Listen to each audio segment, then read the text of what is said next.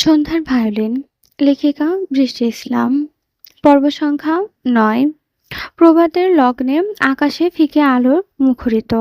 মসজিদ থেকে আজানের ধ্বনি ভেসে আসছে। ছাদের কোণে আব্র বসে নীরবে আকাশের দিকে তাকিয়ে আছে। চোখ ভিজে গেছে স্মৃতিস্রোতে। তার বুকে জমা অমূল্য মুহূর্তগুলো একমাত্র উহুর ছায়ায় নিবদ্ধ। চকলেটের বায়না, কাঁচা ফল পাড়ানোর দুষ্টুমি, আছড়ে কান্নাকাটি, যা আব্রু মুছে দিত। দুজনে পুকুরে মাছ ধরে দোলা ভর্তি হইচই।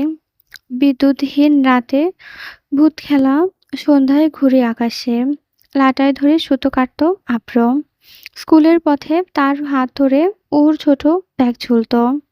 বৃষ্টিতে তার ছাতা থাকতো ওর হাতে আর নিজে ভিজে সর্দি জ্বরে ভুগত সে। আইলনা খাল সব বুঝতেন কিন্তু প্রকাশ করতেন না।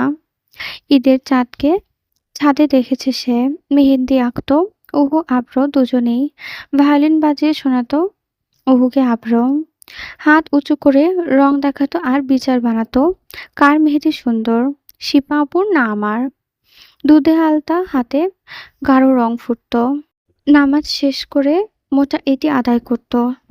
এভাবে শৈশবের প্রতিটি দিন ওহু ছিল আব্রের ছায়াসঙ্গী। প্রথম কোলে তোলা সেই খোকন ভাসে চোখে। আজ দ্বাদশী কন্যা বেড়ে উঠেছে। ১২ বছরের প্রতি নিঃশ্বাসে মিশে আছে উহুর। তবু আজ লন্ডনের পথে তার পেছন ফেলতে হবে। আজমল খানের অটল জেদ, বংশের প্রতি বিদেশে জ্বলবে মর্যাদা রক্ষায়। আব্র আশা প্রতীক, কিন্তু তার ভয় উহুকে কার ভরসায় রেখে যাবে সে। আল্লাহই একমাত্র ভরসা। রাত জেগে স্মৃতির ঢেউয়ে চোখ জ্বালা করে, লাল হয়ে ওঠে ভোরের ক্লান্ত শরীরে, ঘুম হারায় সে। আব্র তার একমাত্র বন্ধু, নির্ভীককে আবদার শোনায়। মহল বিদায়ের আয়োজনে মুখরিত। ও নিঃসঙ্গ নিহার কোলে নিয়ে ঘুরছে। দুপুরে আব্র জাগে, ফ্লাইটের সময় ঘনিয়ে আসছে, সে মহলে খোঁজে। আলনা খান বলে ঘুম থেকে ওঠেনি। অতঃপর তাড়াতাড়ি গোসল নির্দেশ করে। আব্র পুকুরে যায়, মহল ছেড়ে যার আকুলতা তাকে ঘিরে ধরে। কাঁধে তোয়ালে, হাতে দাঁত মাজার ব্রাশ, কালো টাওয়াল আর লাল হাফ হাতা টি শার্ট পরে বের হয় সে। পুকুর পাড়ে পৌঁছে দেখে উহু বসে আছে, পাথর দিয়ে ঢিল ছুটছে।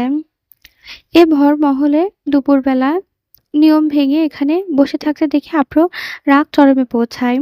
দ্রুত পা বাড়িয়ে তার সামনে এসে দাঁড়ায় সে। এখানে কি করছিস? ও ঠোঁট পাকিয়ে লাজুক হেসে বলে, এই তো এমনি এমনি এসেছিলাম। এখান থেকে ফোট।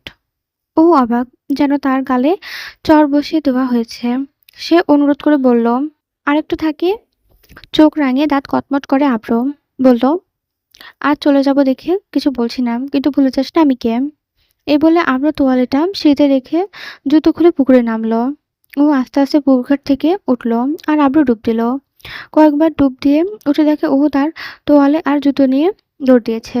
আব্র তড়িঘড়ি করে পুকুর থেকে উঠল, কিন্তু ওহু দূর দাঁড়িয়ে খিলখিল করে হেসে উঠল। মহলের ভেতরে ঢুকতে ঢুকতে জুতো ও তোয়ালে গোপন করে রুমে চলে গেল। আবার গোসল শেষে ভেজা শরীর নিয়ে মহলে প্রবেশ করলো। পানি চিপে হালকা মুছে নিল, পা ধুয়ে নিল নলকূপের কাছে গিয়ে। দাঁড়িয়ে দেখা পেল আলিনা খানের সে। তিনি হাতে তোয়ালে নিয়ে এগিয়ে এসে বলল, তোয়ালে নিয়ে যাবে না? না, আমার মনে ছিল না। পুকুর দেখে গোসল করতে হয় কেন? গরম কাপড় পরে নে। মাথা পানি মুছে সিঁড়ি দিয়ে উপরে উঠতে উঠতে আব্র দেখলো কাঠবিড়ালি তার রুমের দরজার ফাঁক করে রেখেছে। চোখে চোখে মিলল ওহুর। মুহূর্তে দরজা ঠাস করে বন্ধ হয়ে গেল।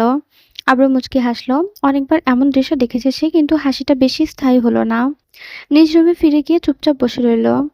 ১:৩০টার পর আব্র ঘড়ির দিকে তাকাচ্ছে বারবার। সময় এগিয়ে চলছে। ৫টায় ফ্লাইট, ৩:৩০ বের হতে হবে। সময় এগিয়ে যাচ্ছে আর বুক ধুকপুক করছে। যাওয়ার আগে দাদিমার হাতে কবল থেকে আব্র বলল, আমার কাঠবালিকে দেখে রেখো দাদিমা। তিনি কান্নার মাঝেও হেসে ফেললেন। ও দরজার পেছনে লুকিয়ে হাতের আঙুল নড়াচড়া করছিল। মন খারাপ হলেও প্রকাশের বয়স হয়নি। আব্র এক এক করে সবাইকে বিদায় জানাচ্ছে। শেষ অবধি চোখ মিলল উহুর সঙ্গে। শিভার সাহায্যে তাকে বের করে আনা হলো। উহু দোতলা উঠতে আব্র খপ করে ধরে ফেলল। মুখ গোমড়া করে রেখেছে সে। আব্র হাঁটু করে বসে হাত দুটা চোয়াল স্পর্শ করলো তার, হেসে বলল, আমি চলে যাচ্ছি। তার মানে এই না যে আমি আর আসবো না। কয়েক মাস পর পর আমি এসে দেখা করে যাব। ও নিচের দিকে তাকিয়ে আছে। বলল, তুই এরকম করলে আমার কেমন লাগবে বলতো? তাকা আমার দিকে। ও চোখ তুলল, আব্রুর দিকে তাকালো এবং তার মুখে হাসি ফুটল। আব্রুও হাসে। কিছু চাই তোর? আমি আসার সময় কিছু নিয়ে আসবো? ও মাথা নাড়ল। নিচ থেকে আলিনা খান তাড়া দিচ্ছে। আব্রু বলে, চল আমাকে এগিয়ে দে। ওয়াদা কর একদম দুষ্টুমি করবি না। ও কিছুক্ষণ ভেবে তার হাত আব্রের হাতে রাখে। আব্রু মুচকি এসে বললে, ফোন দেব, প্রতিদিন কথা বলবো, তোর কিছু দরকার হলে শিভাকে দিয়ে জানাবি। ও সম্মতি জানালো। আব্রু উঠে আসে। মহলের বাইরে এসে সবাইকে শেষবারে বিদায় জানায়। আলিনা খানকে জড়িয়ে ধরে সালাম দেয়।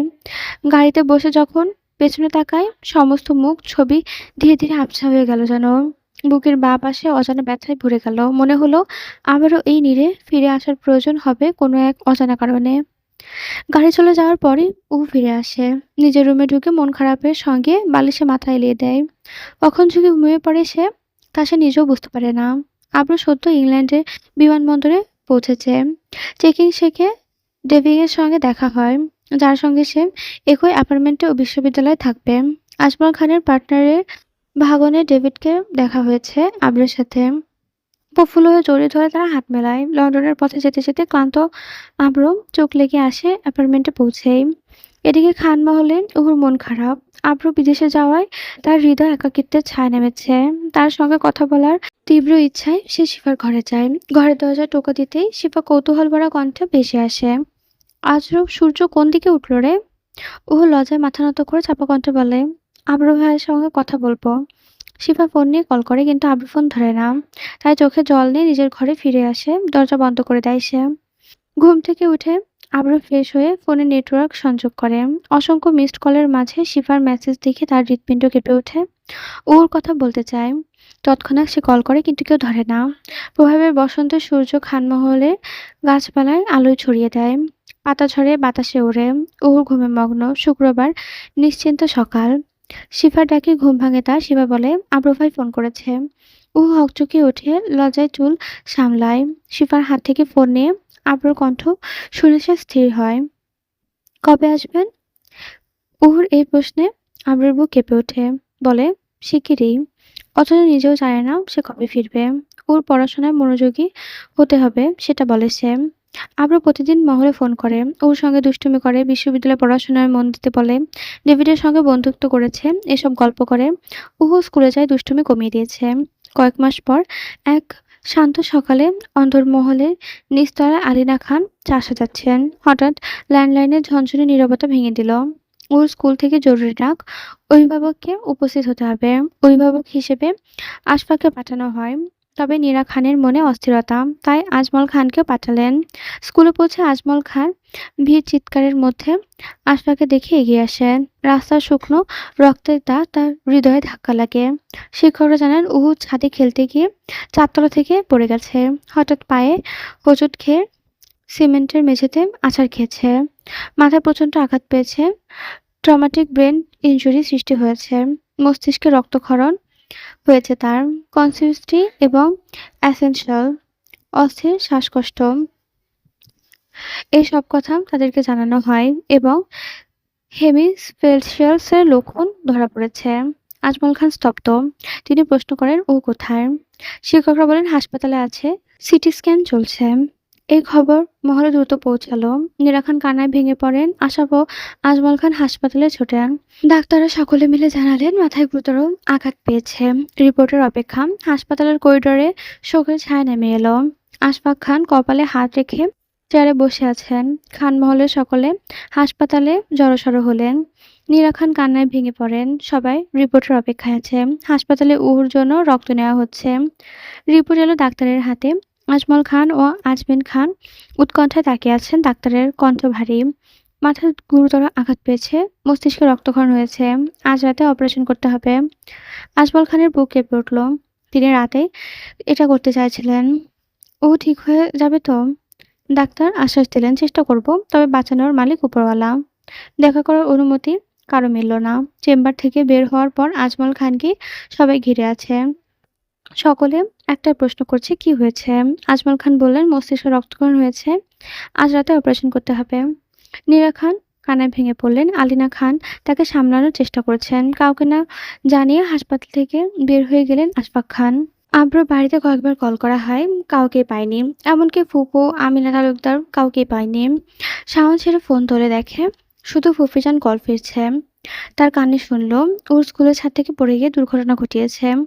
বাকি কিছু শোনার আগেই ফোন হাত থেকে পড়ে গেল তার। বুক কেঁপে উঠল ব্যথায়। নিঃশ্বাস আটকে গেল, শ্বাস তীব্র হলো। সেই দিনের স্মৃতি চোখের পাতায় ভাসতে লাগলো। যেদিন তার মন বলছিল কিছু অঘটন ঘটবে, তড়িঘড়ি করে তৈরি হয়ে এমার্জেন্সি ফ্লাইটে টিকিট কেটে নিল ছুটল আব্র। রাত 10টার উহুর অপারেশন চলছে। আজমল খান সকলকে বাড়ি ফেরার নির্দেশ দিলেন, কিন্তু নীরা খান উহুকে না দেখে যাবেন না। রাত 11টায় অপারেশন শেষ হলো। ডাক্তার বললেন, ধরাশায়ী সফল হয়েছে, কিন্তু জ্ঞান ফিরলে সব বোঝা যাবে তার অবস্থা কেমন। 1 মিনিটের জন্য দেখার অনুমতি মিলল। ওকে দেখে আশফাক খানের হৃদয় মোচড় দিয়ে উঠলেন। মাথায় ব্যান্ডেজ, চোখগুলো ফুলে আছে, রক্ত জমাট বেঁধে আছে। আলিনা খান গাড়িতে ফোন চেক করলেন। দেখলেন আব্রু অনেকগুলো কল করেছে। ফিরতি কল করলেন, কিন্তু তার ফোন বন্ধ। এবং সংবাদ তিনি কাউকেই বললেন না। আব্রু তখন প্লেনে ওর কাছে ছুটে আসছে। বসন্তের সুবাস ছড়িয়ে পড়েছে চারিপাশে। জীর্ণ গাছগুলো নতুন প্রাণে উচ্ছ্বসিত। শুকনো পাতায় দুমড়ে মুচড়ে যাচ্ছে অনেক দূর। অথচ খানমহলের কেউ তা লক্ষ্য করছে না। উৎকণ্ঠা ছায় বন্দী তাদের দৃষ্টি। ফ্যামিলি ডাক্তার ওর রিপোর্ট উল্টাচ্ছেন। হাসপাতালে থেকে স্বজনরা ফিরে এসেছে, কেবল আশফাক খান ও তার স্ত্রী আসেননি। ও নানা বাড়ির লোকজন এসেছে। গত রাতে ওর আইসিইউতে স্থানান্তর করা হয়েছে। দুপুর গড়িয়ে গেল। আলিনা খান উদ্বিগ্ন মুখে করিডোরে প্রবেশ করলেন। কাল রাত থেকে আব্রুকে ফোন করা হচ্ছে, কিন্তু তাকে পাওয়া যাচ্ছে না। নীরা খান চাপা স্বরে জিজ্ঞেস করলেন, "ভাবি, কোনো সমস্যা?" আলিনা দীর্ঘশ্বাস ফেললেন। আব্রুর সাথে কথা হচ্ছে না। সবার বুক কুঁচকে গেল। হঠাৎ করিডোর কেঁপে উঠল। হাঁপাতে হাঁপাতে প্রবেশ করলো এক তরুণ। আলিনা খান স্তম্ভিত। "আব্রু, তুই এখানে? আগে বলিস না কেন তুই আসবি?" "হ্যাঁ।" খানমহলের প্রবাসী আবরার খান আব্র। সবাই প্রশ্নের ঝড় তুলল, কিন্তু আব্র নির্বিকার। সে শুধু বলল, "ও কোথায়?" আজমল খান রাগান্বিত স্বরে বলল, "ওর জন্য এসেছো? জানানোর প্রয়োজন মনে করনি?" আব্র কারো কথার কোনো জবাব দিল না। মায়ের হাতে ঝটকা দিয়ে দৌড়ে গেল সে আইসিইউর সামনে। নিরাপত্তা কর্মীরা বাধা দিতেও ধস্তাধস্তি শুরু করলো। ডাক্তার এসে কেবল তাকে ভেতরে প্রবেশ করার অনুমতি দিলেন। কেবিনে ঢুকে তার চোখ থমকে গেল। ওর থ্যাতলানো শরীরটা দেখে বুকের ভেতর তুফান শুরু হয়ে গেল তার। হাঁটু করে মেঝেতে বসে পড়ল সে, বুক চেপে টেনে টেনে শ্বাস নিচ্ছে। কাঁপা কণ্ঠে ফিসফিস করে ডাকল, "অহু, এই অহু, তুই ওঠ। দেখ আমি এসেছি। আমার সাথে রাগ করিস না কাঠবিড়ালি। তোকে ছাড়া আমি আমি এক মুহূর্তও থাকতে পারবো না। দেখ, আমি এসেছি।" আবরার কণ্ঠ ভেঙে পড়ল। চোখ দিয়ে অশ্রু গড়িয়ে পড়ছে। সে ওর হাতটা আলতো করে ধরল, যেন ভয় পাচ্ছে সে যে স্পর্শে সবকিছুই তার ছিন্নভিন্ন করে দিচ্ছে। "এই আমার কলিজা, তাকা না আমার দিকে। তুই না বলছিলি আমি যেন তাড়াতাড়ি ফিরে আসি? আমি এসেছি। এবার তো ওঠ, রাগ করিস না আমার উপর।"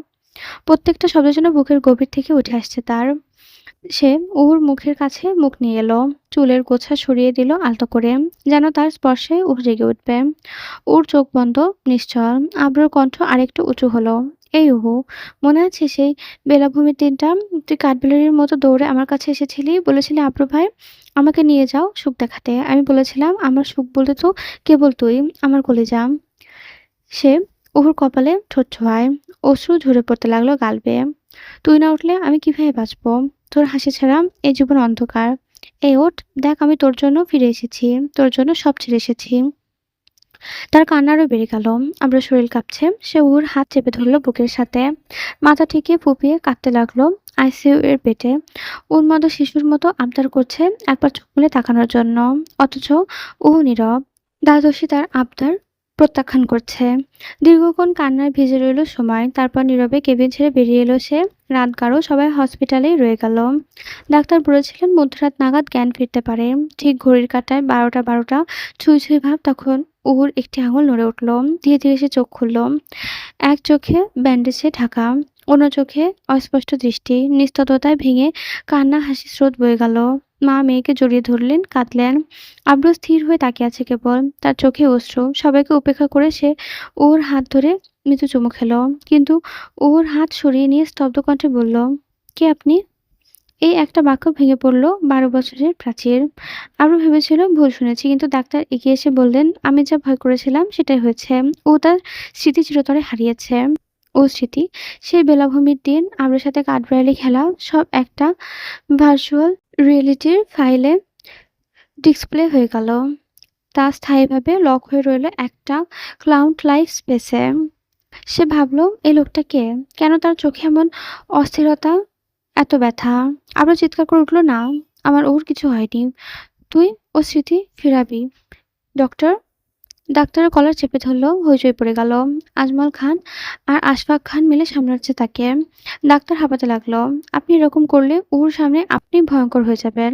আব্রু থেমে গেল, তার দৃষ্টি রক্তিম। এক মুহূর্তে আইসিইউ ছেড়ে ঝড়ের গতিতে বেরিয়ে গেল সে। রাতের নীরবতা ছিঁড়ে হসপিটালে প্রতিধ্বনিত হলো তার পদশব্দ। বাইরের ড্রাইভার ভয় পেয়ে গেল যখন সে চাবি ছিনিয়ে নিয়ে ছুটে গেল অজানা পথে। নিশীথের নীরবতা ছিন্ন করে ঝিঝির সুর আর চাঁদের আলোয় আঁকাবাঁকা মেঠো পথে কেউ হাঁটে, কেউ বিষাদ মুখে থুবড়ে পড়ে। হাসপাতালের কক্ষে গোগানি, দ্বাদশীর কান্না দমে না। ও বিছানায় শুয়ে পরিচয়ের সন্ধানে অস্থির, দেহে শক্তি নেই, তবু নড়াচড়ার চেষ্টা করছে। ডাক্তার শান্ত হলেন, বললেন, ভয় পেও না, এটা তোমার পরিবার। তোমার নাম আরোরা খান উহুজান। স্কুলের ছাদ থেকে পড়ে গিয়ে তোমার মাথায় আঘাত পেয়েছো, স্মৃতিশক্তি হারিয়েছো। আস্তে আস্তে সব ঠিক হয়ে যাবে। ও মানতে চায় না। শেষে ঘুমের ওষুধ দিলে ডাক্তার, তখন সে ঘুমিয়ে পড়ে। আজমল খান সকলকে মহলে ফেরানোর নির্দেশ দেন। রাত গভীর হয়, শুধু আজমিন খান ও নিরাপত্তা কর্মীরা রয়ে গেলেন। নীরা খান শোকে ভেঙে পড়েন, সকলে সান্ত্বনা দিল তাকে। ডাক্তার বোঝালেন, আঘাতে আরো বড় বিপদ হতে পারত, কোমাও যেতে পারত, কিন্তু ভাগ্য ভালো, শুধু স্মৃতি হারিয়েছে। সেই ভরসা সকলে শান্ত হলো। রিহারাও মন খারাপ করলো। আপুটি তারকে চিনতে পারছে না। একে একে সকলে গাড়িতে উঠল। আলিনা খানের চোখে উৎকণ্ঠা। আবরুকে খুঁজছে তিনি, কিন্তু আজমল খান ভয়ে মুখ খুলতে পারছেন না। রাত তখন ১:২৩। চাঁদের রূপালি থালা আলো ছড়াচ্ছে, তবু জীবন আমাবস্যার মতো কালো।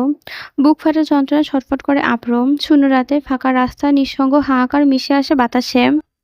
এক হাতে স্টিয়ারিং এ, অন্য হাতে মদের বোতল। আঁকাবাঁকা পথে মাতোয়ারা হয়ে ছুটছে সে। ২০ বছরের একটি তরুণ ছেলে।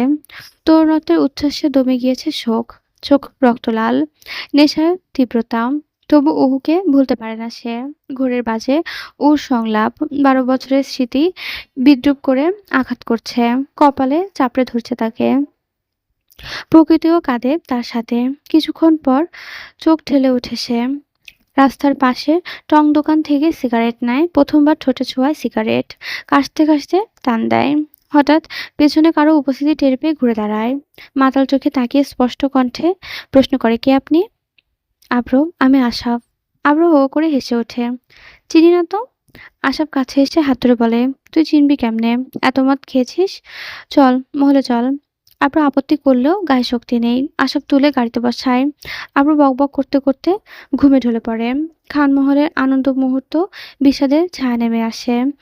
হারানো উহুকে ঘিরে নতুন অধ্যায় শুরু হয়। আজমল খানের কাছে আব্রো ইউনিভার্সিটি থেকে বার্তা এসেছে, ছুটি মঞ্জুর হয়নি, শীঘ্রই ফিরতে হবে। ও সুস্থ হলেও পরিচয়ে উৎকণ্ঠায় অস্থির। বাবা মায়ের পাশে ছবি দেখিয়ে কিছুটা শান্ত রাখা যায় তাকে। আশাফ গত রাতে আব্রোকে পৌঁছে দিয়েছে তালুকদার বাড়িতে ফিরে গেছে। আব্রোর মদ্যপানের বিষয়টি কেবল আলিনা খান ও আশাফ খান জানেন। আলিনা পাহাড়দারদের নির্দেশ দিয়ে রেখেছেন আজমল খান কানে যেন না যায় এসব কথা। রাত গভীর, সময় অপেক্ষা করে না। গত রাত ২:৩০টায় আব্রো ফিরে এখনো ঘুমে অচেতন।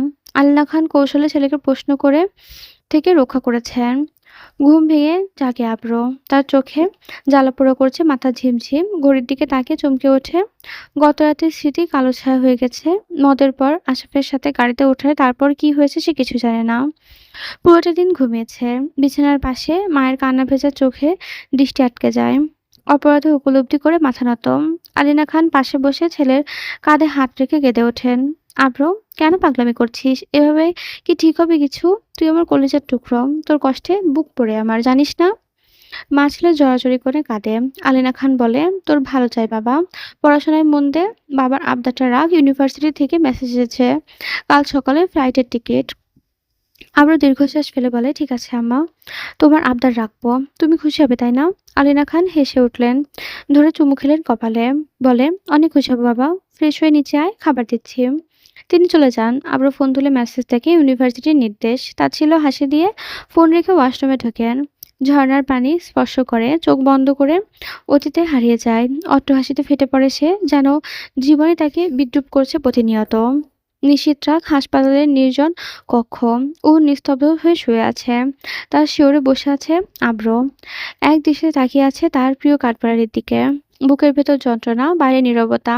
যদি পারত বুক চিরে জ্বালা দেখাতো। সে বেদনা লুকিয়ে আলতো স্পর্শ করলো উহুর চোয়াল। ঠোঁটে ম্লান হাসি। মৃদু কণ্ঠে বলল, উহু, আমি চলে যাচ্ছি। কিছু চাইবি আমার কাছে? নাকি আগের মতো চুপ থাকবি? মনে আছে তোর, গতবার হাত ধরে প্রতিশ্রুতি দিয়েছিলি দুষ্টুমি আর করবি না, অথচ ভাঙলি তুই। একটা নয়, হাজারটা প্রতিশ্রুতি ভাঙলি। আমাকে ভাঙলি, মন ভাঙলি, আর কত ভাঙবি? কণ্ঠে কষ্ট, চোখে জল নেই, মনে প্রতিজ্ঞা। আজ আর সে কাঁদবে না। চোয়ার স্পর্শ করলো সে, সরিয়ে মুষ্টিবদ্ধ করে নিল হাতটা আবারও। বলল, শোন আমার কাঠবিড়ালি, তুই আমাকে ভুলে গেলেও আমি তোকে কোনোদিন ভুলবো না। প্রতিদিন আসবো তোকে দেখতে। তুই ঘুমিয়ে থাকলে তোর কল্পনায় হয়ে তোর পাশে থাকবো। বাতাসে বাকরুদ্ধ হয়ে তোকে ছুঁয়ে যাব। রাতের আকাশে চাঁদ হয়ে দেখব। আমাবস্যার জোনাকি হয়ে তোর শহরে আলোকিত করব। তোর হাসি দূর থেকে দেখব, নিজের মতো হাসব। শুধু তোর এলোকেশি চুল ছোঁয়ার অধিকার রইল না। ভালো থাকিস আমার শখের কাঠবিড়ালি। কথা শেষে ঝুঁকে ওর কপালে বিদায়ের চুমু এঁকে দিল। প্রতিজ্ঞা ভেঙে অজান্তে চোখ গড়িয়ে এলো তার জলে। সে চোখ মুখ মুছে নিল, দীর্ঘশ্বাস ফেলল এবং শেষবারের মতো প্রিয় মুখে তাকিয়ে মুচকি হাসল। বুক ভেঙে চুরমার হলো অশ্রুসিক্ত বিদায় বেছে নিল সে। ভোরের আলো ফোটেনি। সকাল 6টায় ফ্লাইট ধরবে আব্র। আলিনা খান ভোর থেকে রান্নায় ব্যস্ত। ছেলেকে নিজ হাতে খাইয়ে দিচ্ছেন। বিদায় বেদনা সত্ত্বেও মুখে হাসির আভা। আজমল খান ও আজমিন খান প্রস্তুত হলেন বাইরের অপেক্ষায়। আশফাক হাসপাতালে। ছেলের পছন্দের খাবার প্যাক করে দিলেন আলিনা। আব্র তৈরি হয়ে বের হলো, ঠোঁটে হাসি, ভেতরে বিষাদের ঢেউ। মহলের বাইরে শিমুল গাছের লাল ফুল দৃষ্টি কেড়ে নিল তার। মনে পড়ল, ও এসব ফুল কুড়িয়ে সিঁড়ি ভরতো একদিন। স্মৃতি ছলছল করে উঠল, চোখে ভেসে উঠল সব। পাখির দল আকাশে ছুটে গেল। আব্র এগিয়ে গেল অচেনা গন্তব্যে। যাওয়ার আগে মায়ের কাছে নত হয়ে ক্ষমা চাইল। মোর জীবনে এক অবিচ্ছিন্ন অধ্যায় তুমি। তোমাকে নিয়ে বারবার লিখতে চায় এ মন। কলমের কালি ফুরিয়ে যায় অথচ কথা ফুরায় না। তোমায় নিয়ে দেখতে চায় এ মন রংধনুর ৭ রং। তুমি কি হবে না আমার সখী? সময় হলো একটি অবিচ্ছিন্ন স্রোত, যেন এক অনন্ত নদী। অন্তহীন বয়ে চলে নিস্তব্ধ। দিনের উচ্ছ্বসতা মিলিয়ে যায় রাতের নিস্তব্ধ ছায়ায়। আবার ভোরের প্রথম আলোয় জাগে নতুন সূর্যের মহান আহ্বান। প্রত্যেক প্রভাতে যেন জীবনের পাতায় লেখা হয় এক নিবিড় অধ্যায়, যাতে মিশে যায় কর্মের অবিরাম গতি, সময়ের নির্দয় চক্র এবং নিয়তির অজানা পথ। মানুষ ওই ঐত্র অবিশ্রুত যাত্রায় এগিয়ে চলে অটল পদক্ষেপে। অতীতের স্মৃতিকর্ণাদের পেছনে ফেলে যায়। সেই অতীতের সকল থেকে কত বছর ঝরে গিয়েছে, কত শতকের পাতা যেন বয়ে গেছে বাতাসে। আবারও সেই দিনের পর বিদেশের মাটিতে পা রেখে আর কখনো দেশে ফিরে তাকায়নি। ওহু এখন সময়ের সাথে তাল মিলিয়ে বেঁচে আছে ভালোবাসার ছায়ায়। সে সকলের পরিচয় জানে, শুধু আব্র নামটি এক অদৃশ্য রেখা, যা পরিবারের কথায় কখনো উচ্চারিত হয় না। আব্র দূরদেশে নির্জনতায় ওহুর সাথে কোনো সুতো বাঁধেনি আর। না কোনো চিঠি, না কোনো ফোনের আলাপ। তবু প্রতিদিন সে খোঁজ খবর নিয়েছে ওহুর, বিশেষ করে শিফার মুখ থেকে।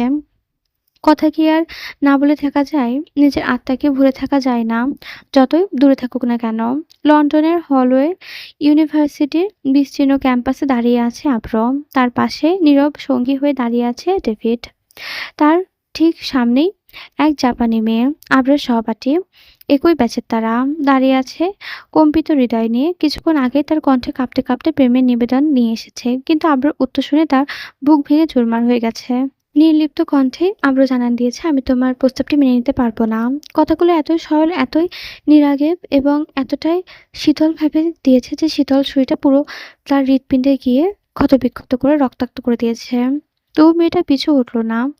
হতাশার কালো মেঘ ঘনিয়ে এলো তার চোখে মুখে। কণ্ঠ রাগে ক্রোধে কাঁপতে লাগলো। সে বলল, আমি এখনো সুইসাইড করবো আব্রু, যদি তুমি আমাকে অ্যাকসেপ্ট না করো। এই হুমকি যেন এক বিষাক্ত তীর।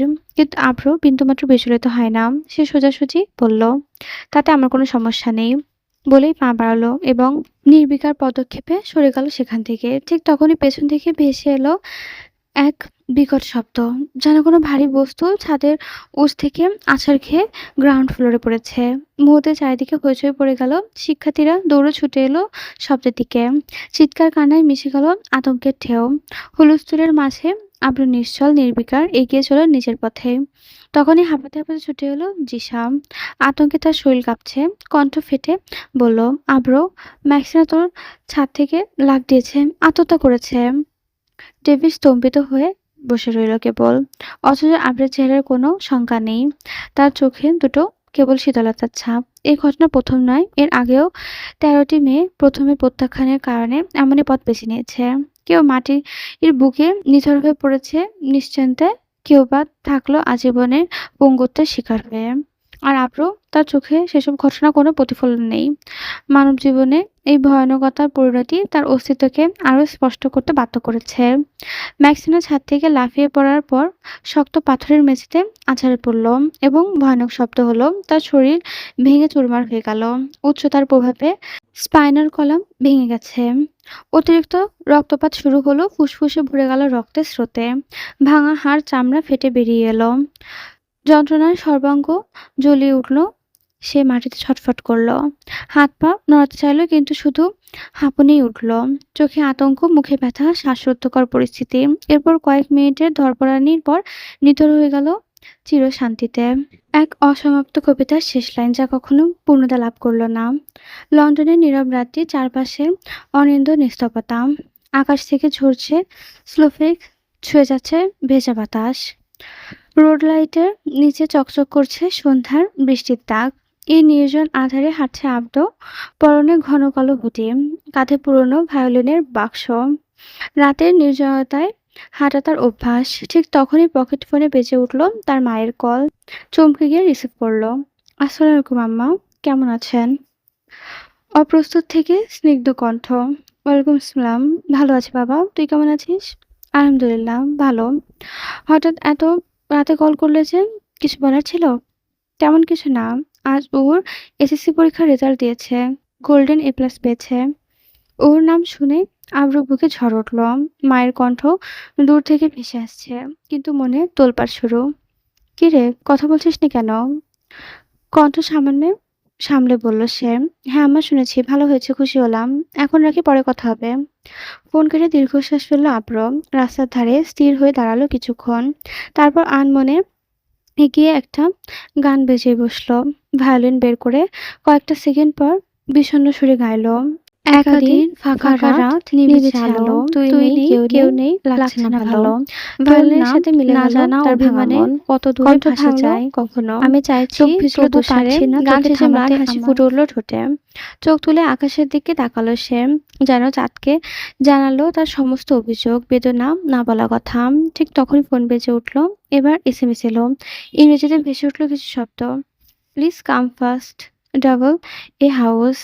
বার্তা চোখে পড়তে আব্রু বিদ্যুৎস্পৃষ্ট হলো। মুহূর্তে বসা অবস্থা থেকে সোজা হয়ে দাঁড়ালো সে। কাঁধে ঝুলানো ভাইনেলগুলো তুলে নিল, পা বাড়ালো নিজের ফ্লাইটের দিকে। গাড়ির রাস্তা ভেদ করে ছুটল আব্রু। ইংল্যান্ডের নিস্তব্ধ শহরে হিমাগের সেই বিশালবহুল অট্টালিকার ডাবলের হাউসের দিকে। বাইরে চকচকে চক্ষু জোড়ানো দৃশ্য, কিন্তু ভেতরে লুকিয়ে আছে নরকের ভয়াবহ এক আন্তর্জাম। গোপনে সুড়ঙ্গ দিয়ে নেমে এলো আব্রু। খুলে গেল অন্ধকার ভুবনের দরজা। বিশাল কারাগার, দেওয়ালে ঝুলছে লোহার শিকল। চারিদিকে পরিধ্বনিত যন্ত্রণাদায়ক মানুষের চিৎকার। শত শত দেহ মলিন নিস্তব্ধ পড়ে আছে সেখানে। অন্যদিকে মৃত্যুর কসাইরা সেখানে ছিন্ন ভিন্ন মৃতদেহকে ফ্রিজে সংরক্ষিত অথবা চুলিতে ছাই করে যাচ্ছে। আরো গভীরে ভয়ানক সব কক্ষ, দানব কুকুরের আড্ডা। মানুষকে সেই পশুরা ছিন্ন দেহ আর টকবকে রক্তের ক্ষুধা মেটায়। রক্তের গন্ধে শয়তানের আনন্দ জাগে। এই রাজত্বে এক ছন্ন অধিপতি আব্রু নিজে। লন্ডনের অন্ধকার দুনিয়ায় পরিচিত ডাবল এ নাম। তবে শুরুটা এমন ছিল না। আবু ছিল এক নিঃসঙ্গ মানুষ। স্কুল জীবন থেকেই তার জগৎ সীমাবদ্ধই ছিল তার বাইরে। বন্ধুদের সঙ্গে মিশত না, আড্ডায় যেত না। পুরো পৃথিবীতে শুধু ওহু। কিন্তু সেই ওহু একদিন ভুলে গেল অতীতের সোনালি দিন, ভুলে গেল সকল বন্ধুত্ব। পাশে দাঁড়ানো মানুষটিকেও সে ভুলে বসল। তার ভুলে যাওয়া আবরুর বুক ভেঙে দিল। লন্ডনের পড়াশোনার সুবিধা এসে একেবারে একা হয়ে গেল সে। গভীর বিষণ্ণতা গ্রাস করল তাকে। ডিপ্রেশন অন্ধকারে ডুবে যেতে যেতে হাতে নিল বোতল। প্রথমে সামান্য মদ, তারপর জুয়া, রেস। একের পর এক অনৈতিক জারিতে পড়ল সে। ওর স্মৃতি ভুলতে চাইল এসবের মাঝে। এই পথে দিশাহীন তার নতুন সঙ্গী ডেভিড, একজন ড্রাগ সেলার। বিশ্ববিদ্যালয়ের ছাত্রদের কাছে মাদক বিক্রি করত সে। আমরা প্রথমে জানতো না, পরে জেনেও ডেভিড হয়ে গেল ভরসার মানুষ। ডেভিডের হাত ধরে ঢুকলো সে এই অন্ধকার জগতে। একের পর এক মাফিয়ার সঙ্গে পরিচয়, রাতভর আড্ডা, চুক্তি, অপরাধের গহ্বরে ডুবে গেল গভীরতায়। টাকা, ক্ষমতা, প্রভাব ছিল তার। তাড়াতাড়ি কালো দুনিয়ার মঞ্চে উঠল আব্র। প্রথমে দ্বিধা থাকলেও শেষমেশ হয়ে উঠল ভয়ানক নামক ডেভেলে। শহরের অন্ধকারে যার নাম শুনলে আতঙ্ক ছড়িয়ে পড়তো চারি জায়গায়। নারী, শিশু পাচার, অপহরণ, মাদক চোরাবাজার, খুন সব অপরাধে জড়িয়েছিল নিজের হাতে গড়ল মাফিয়া সাম্রাজ্য। এই অন্ধকার রাজ্যে জীবনের সর্বপ্রথম পরিচয় হয় তার জিসার সঙ্গে। ডেভিডই পরিচয় করে দিয়েছিল। প্রথম দেখাতে জিসা প্রেমে পড়ল। তার চোখে আবরার রহস্যময় পুরুষ। কিন্তু আবরার মনে জায়গা হলো না কারোর। উহুর পর আর তো কারোরই নয়। দিশা যতই চাইলো আবরা ততটাই অচেনা হয়ে উঠল। এভাবে চলতে চলতে গ্রাজুয়েশন শেষে বাংলাদেশে ফিরল আবলো। এক রাতে ফোন ভেসে এলো ডেভিডের বার্তা। দুবাইয়ে তাদের ঘনিষ্ঠ সঙ্গী শেখ আলাউদ্দিন বিন জাফর পুলিশের হাতে ধরা পড়েছে। যেভাবেই হোক তাকে ফিরতেই হবে। সেই রাতে যাত্রা শুরু হলো। আবরা ভেবেছিল কাজ শেষ করে নতুন করে বাঁচবে। কিন্তু মাফিয়া দুনিয়া ছাড়া এত সহজ নয়। আজমল খানের কড়া কথায় বেঁকে বসল সে। অবশেষে দীর্ঘ ৯ মাস পর মহলে ফিরল আব্র, আগের চেয়ে আরো ভয়ানক হয়ে। উহুকে একদিন বলেছিল, আমার আসল পরিচয় যেদিন জানবি উহু, সেদিন তোর মস্তিষ্ক তোকে ধোঁকা দেবে। সত্যি তাই হলো। আবলা এখন সেই মানুষ নয় যে ভায়োলিন বাজাতো, বন্ধুত্বে ডুবে থাকতো, উহুর কথা ভেবে রাত জেগে কাটাতো। সে এখন মাফিয়া শাসক, নরকের রাজা। তার অনুপস্থিতিতে ডেভিড সামলায় সব। নতুন আদেশ জারি করে, ব্যবসা পরিচালনা করে। ডেভিডের ছদ্মনামই ডেমন। আর আব্র নিজের সাথেই প্রতিদিন লড়াই করে। পাপের বোঝায় ক্লান্ত হলেও বেরোনোর পথ সে খুঁজে পায় না, আর নেইও।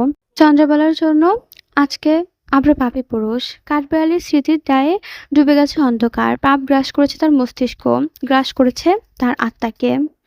বেশ কিছুদিন হলো আম্র হাসপাতাল থেকে ফিরেছে। দুর্ঘটনার পর থেকে তার শরীর এখন আরেকটু সুস্থ। তবে আলনা খান তাকে কঠোরভাবে বেপরোয়াভাবে গাড়ি চালাতে নিষেধ করে দিয়েছে। সেদিন রাতে উহু তার কাছে ক্ষমা চাইতে গিয়ে চুম্বনের কারণে নিজেকে হারিয়ে ফেলেছিল। মনে মনে সে আব্রকে হাজারো গালি দিয়েছিল, সংলাপ করেছিল আর কখনো তার সামনে পড়বে না। তা কি সম্ভব? একদিন দুপুরে আব্দুল দোতলা থেকে চিৎকার করে আলনা খানকে বলল, আম্মা, ওকে বলো একটা মালাই চা বানিয়ে আনতে। আলিনা খান অবাক হয়ে বললেন, তুই কবে থেকে চা খাস? আবরু জবাব না দিয়ে চলে গেল। আলিনা খান ওকে ডাকলো, ওহো এদিকে আয়, আবরুর জন্য চা বানা। সে তখন বারান্দায় নিহার সঙ্গে ছিল। আবরুর নাম শুনতেই তার মুখ শুকিয়ে গেল, পা কাঁপতে লাগলো অনবরত তার ঘরে যাওয়ার ভয়ে। রান্নাঘরে চা বানাতে গিয়ে দুধ উতলে পড়ল। গরম দুধ ছিটে তার হাতে লাগলো। সাদা ত্বক লাল হয়ে জ্বলে উঠল, জ্বালাপোড়া করতে শুরু করলো। তবু যন্ত্রণা লুকিয়ে রাখলো, এমনকি আলিনা খানের কাছ থেকেও। তিনি সবজি কাটার ব্যস্ত ছিলেন, কিছুই টের পেলেন না। ও ভয়ে কিছু বলতেও পারল না।